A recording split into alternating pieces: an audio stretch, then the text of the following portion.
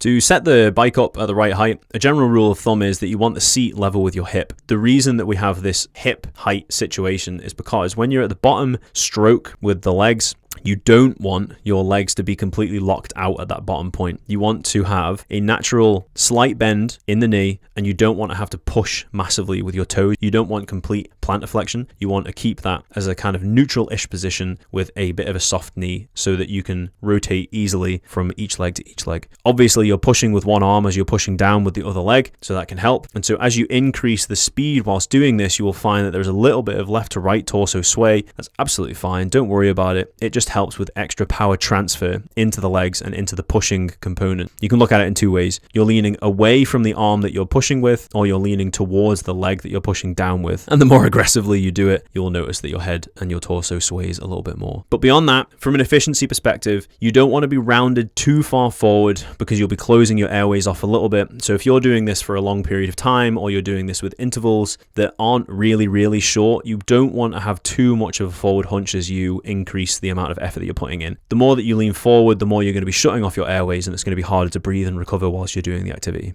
Okay, so full disclosure, it was quite hard to get this camera angle without the arm thing being in the way and all that sort of thing. But basically, I just wanted to give you a video to show you the information that you get and what the basic buttons do, and just to let you know that this is a little bit of a fiddly system. The start and stop button is a bit annoying, so just be patient with it. Basically, if you're having trouble with it, you're definitely not the only one, is what I'm trying to say. So the watts and the RPM will increase as you're moving, so, and the speed as well. So these three things here, the faster that you move, they will continually change. So they are a measurement of how fast or how much effort you're putting in. They will not be recorded if you stop. Once you stop, they will go back down to zero, and it'll be these ones that you are left with. So the amount of calories that you've burned and the amount of time that you've been going for. So bear that in mind. If you're trying to like measure your peak watts just by having it on this homepage, you are just going to have to keep looking at it. So these buttons down the side are useful if you know you have a set time to work to, and you say you're doing max calories for a set time frame. You can click the target time button, or the target distance button, or the target calories button. You can set up immediate intervals, because apparently they're common intervals for people to do, and you can do custom intervals as well to adjust the time that you want to work for and the distance you want to ride for and whatever. Once you've clicked the button, if you just use the up and down arrows, you can just add 30 seconds at a time, or add calories at a time, or add distance at a time.